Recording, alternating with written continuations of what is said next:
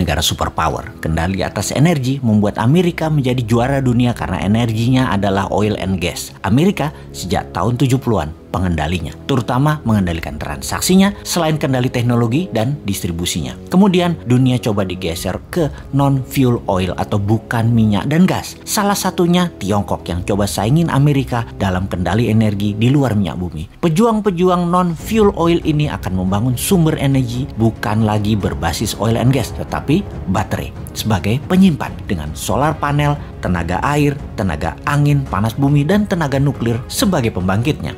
Sekali lagi, kita ingatkan kalau Indonesia mau jadi negara superpower, Indonesia harus punya sesuatu yang didominasi sebagai alat tekan. Sungguh, menjadi negara superpower wajib ada yang didominasi terutama kekuatan militer dan punya banyak alat penekan. Amerika itu militernya terkuat di dunia sebagai alat tekan, punya teroris sebagai alat tekan, lalu punya dolar sebagai alat tekan juga, punya hutang sebagai alat tekan juga, punya multilateral organisasi seperti PBB, IMF, dan lain sebagainya sebagai alat tekan juga. Kemudian tujuan New Mind bernegara adalah ingin membuat Indonesia menjadi negara superpower. Tujuan Old Mind bernegara adalah mengelola anggaran dan rebutan anggaran. Mek ngono tok. Mentalnya yaitu cuman bisa rebutan anggaran, terus mau berkuasa lagi 2024 dan rakyatnya hebat lagi. Masih terpesona sama Old Mind. Kok iso yo? Sungguh Old Mind ya Old Mind. Bahkan kalau nanti oposisi yang menang tetap otaknya hanya membagi-bagi anggaran yang 1.700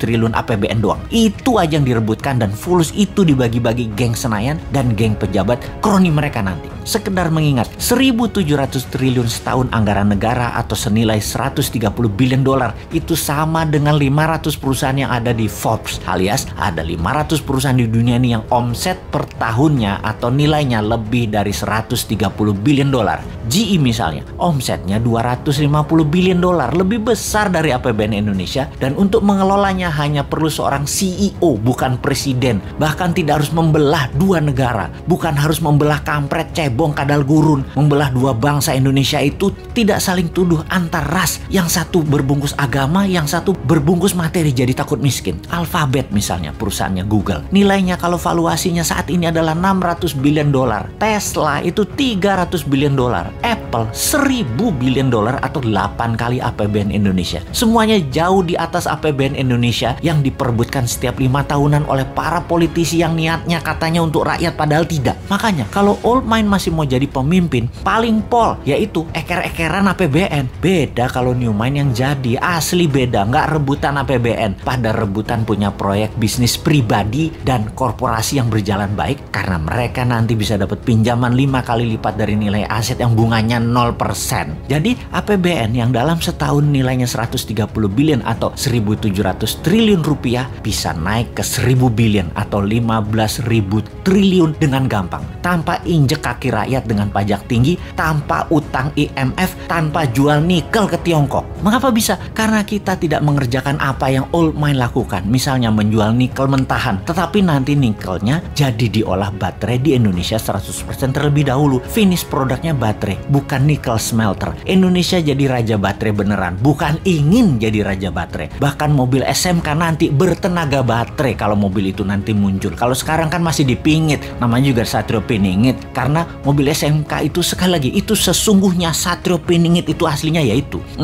Tapi maaf nih ya, kita ada ketakutannya. Apa yang kita takutkan nih kaum New Mind? Yang New Mind takutkan dalam 3 tahun lagi cadangan nikelnya habis dihajar Tiongkok dan kita nggak ada sisa apa-apa. Jadi deh Tiongkok punya cadangan nikel processes untuk 20 tahun ke depan dan jadi raja baterai dunia. Biar deh mimpi kita punya dan mengendalikan baterai. Duh, gemes banget bernegara ini Old Mind, Old Mind. Kok bisa ya pada nggak nyadar bahwa sumber daya alamnya dikerjain pejabat di puncak, bahkan pucuk pimpinan pun nggak sadar dikerjain anak buahnya. Padahal kan tahu untuk jadi negara superpower kita harus ada yang kita dominasi, yaitu dominasi kita harusnya kuasai baterai sebagai komoditas juga sebagai alat tekan. Lah kok Tiongkok yang punya bahan baku dan yang mengendalikannya. Tapi sudahlah, kita cuma bisa menjerit. Ampun Gusti.